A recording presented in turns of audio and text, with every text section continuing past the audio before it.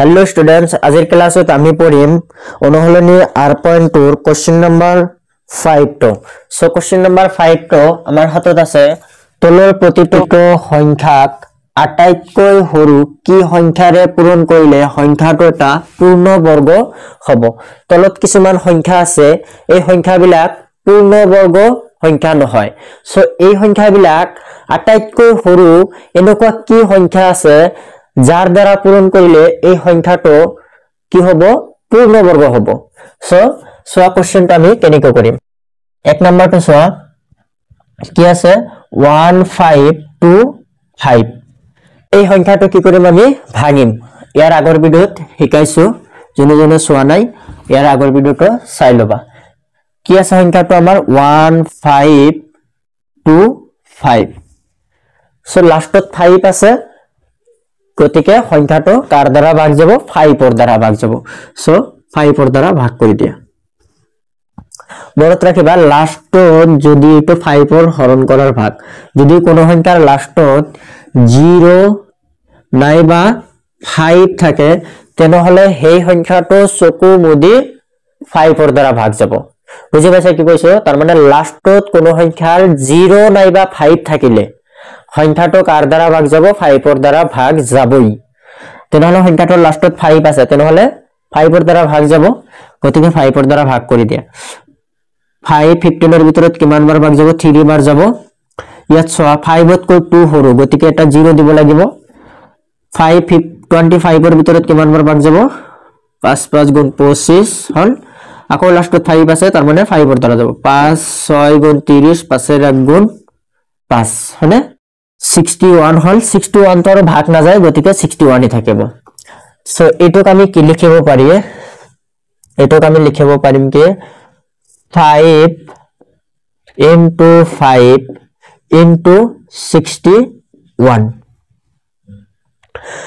এখিনি বুজি পাইছা এখিনিতে কোনো ডাউট নাই কি কৰিব লাগে সংখ্যাটো ভাঙিব লাগে জাস্ট এতিয়া মেন কথাটো হল ইয়াতে যে সংখ্যাটো পূৰ্ণবৰ্গ হবলৈ হলে আটাইতকৈ সৰু কি সংখ্যাৰে পূৰণ কৰিব লাগিব ইয়াত চোৱা এটা কথা মনত ৰাখিবা যে সংখ্যাটা তেতিয়াহে পূৰ্ণবৰ্গ হ'ব যদি উৎপাদক দুটাকৈ থাকে ইয়াত চোৱা 5 দুটা আছে আমাৰ কিন্তু 61 কেইটা আছে 61 কেইটা আছে আমাৰ মাত্ৰ এটা আছে গতিকে পূৰ্ণবৰ্গ হবলৈ হলে কি হ'ব লাগিব সংখ্যাটো ডাবল থাকিব লাগিব 61 যেহেতু এটা আছে গতিকে আৰু এটা দৰকাৰ আমাৰ মানে দুটা হবলৈ তাৰ কাৰণে কি কৰিব লাগিব আৰু এটা 61 পূৰণ কৰিব লাগিব বুজি পাইছা পূৰণটো কৰিব নালাগে বুজি পাইছা তাৰ মানে পূৰ্ণবৰ্গ হবলৈ হলে কি হ'ব লাগিব সংখ্যাটো ডাবল হ'ব লাগিব সো 61 যেহেতু ইয়াতে কি আছে অকলে আছে এটাই আছে তেনেহলে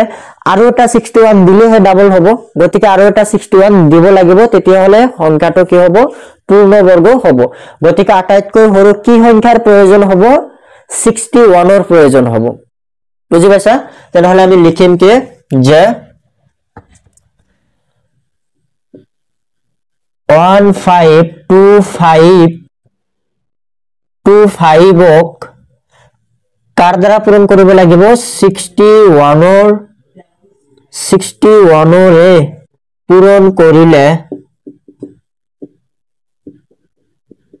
পূৰণ কৰিলে সংখ্যাটো এটা পূৰ্ণবৰ্গ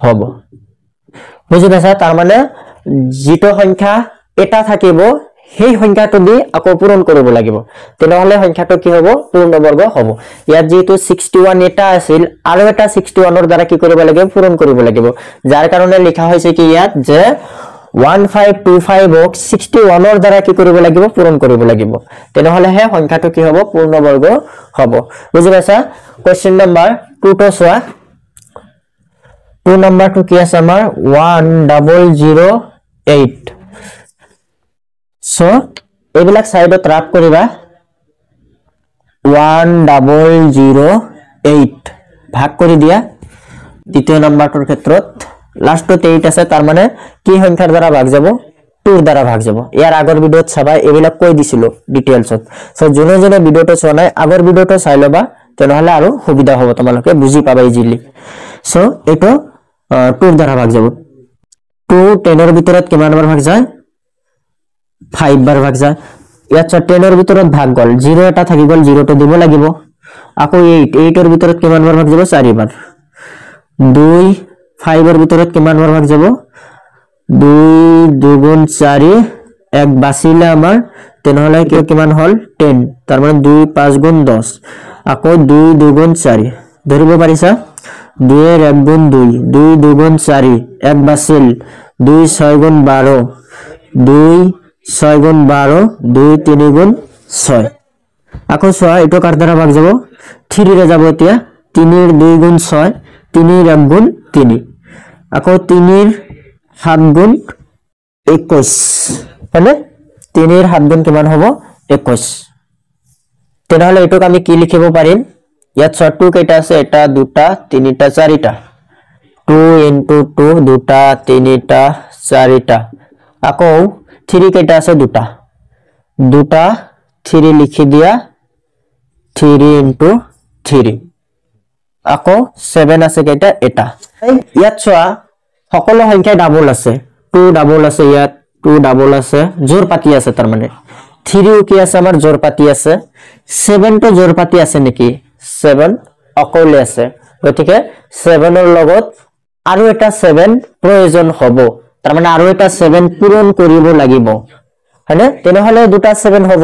গতিকে এই সংখ্যাটো কাৰ দ্বাৰা পূৰণ কৰিব লাগিব?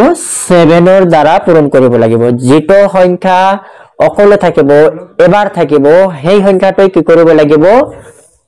পূৰণ কৰিব লাগিব। তাৰ মানে অন্য কথাত যেটো সংখ্যা জোৰ পাতি নাথাকিব, দুটাকৈ নাথাকিব, সেই সংখ্যাটো কি কৰিব লাগিব? পূৰণ কৰিব লাগিব। তেনেহলে আমি লিখিম কি? আমি লিখিম 1008 ক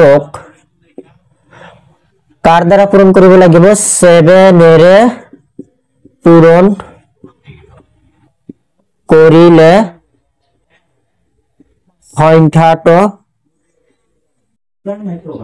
সংখ্যাটো কি হ'ব? পূৰ্ণবৰ্গ হ'ব। বুজি পাইছা? পূৰ্ণবৰ্গ হ'ব। এতিয়া চোৱা কোশ্চেন নাম্বাৰ 3 টো। 3 টো কি আছে আমাৰ? কোশ্চেন নাম্বাৰ 3 টো আছে 2028 হল। 208 টো ভাঙি দিয়া। এইখিনি মোহাৰি দিছো দে, এইখিনি মোহাৰি দিছো।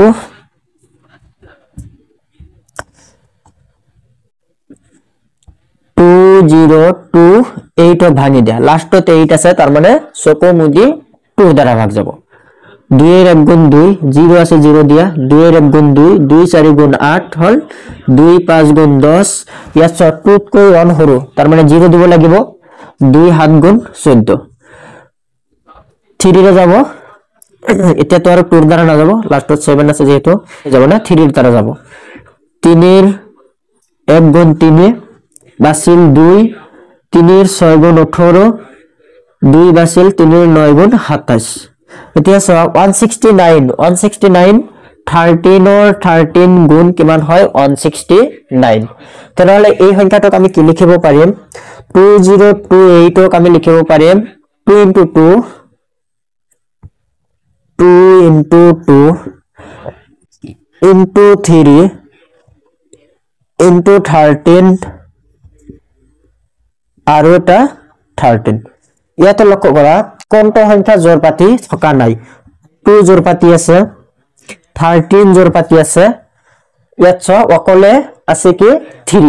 গতিকে এই সংখ্যাটো কাৰ দ্বাৰা পূৰণ কৰিব লাগিব? 3 ৰ দ্বাৰা পূৰণ কৰিব লাগিব। সো 3 ৰ দ্বাৰা পূৰণ কৰি দিয়া। কি কৰিম আমি?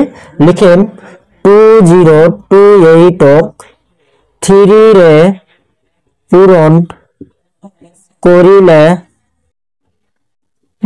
কৰিলে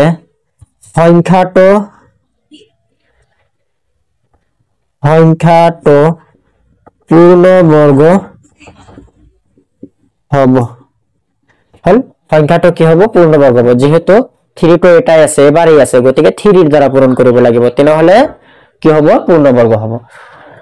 এতিয়া কৰোতে লাষ্টটো সোয়া লাস্টটো কি হ'ব এখানে মহাৰি দিছো লাস্টত এটা আছে কি আমাৰ 768 চাৰি নম্বৰটো 768 এইটো সো 768 ত ভাঙি দিয়া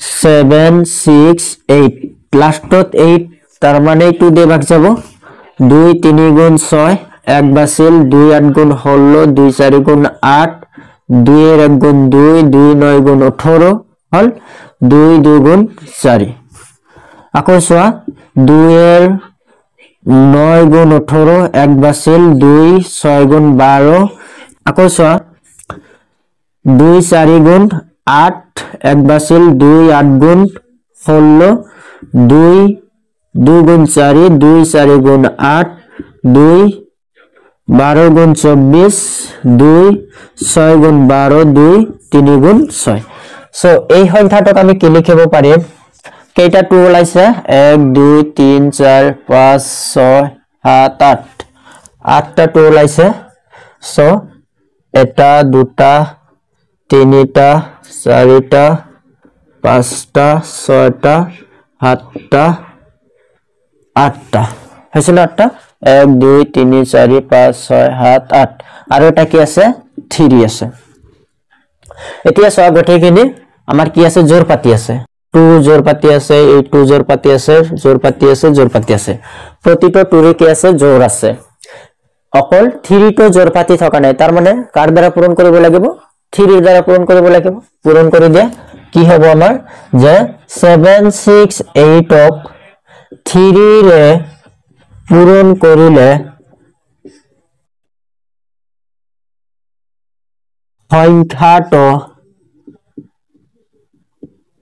সংখ্যাটো এটা পূৰ্ণবৰ্গ হ'ব হল সংখ্যাটো কি হ'ব এটা পূৰ্ণবৰ্গ হ'ব সো কোশ্চেন নাম্বাৰ 5 ৰ গটেইখিনি সলিউশন হৈ গল আশা কৰো তোমালোকে বুজি পাইছা সো আজিলৈ ভিডিওটো মানে যদি ভিডিওটো তোমালোকৰ ভাল লাগি থাকে তেনেহলে চেনেলটো সাবস্ক্ৰাইব কৰি লবা আৰু কিবা ডাউট থাকিলে কমেন্ট বক্সত জনাবা মই চেষ্টা কৰিম সমাধান দিবলৈ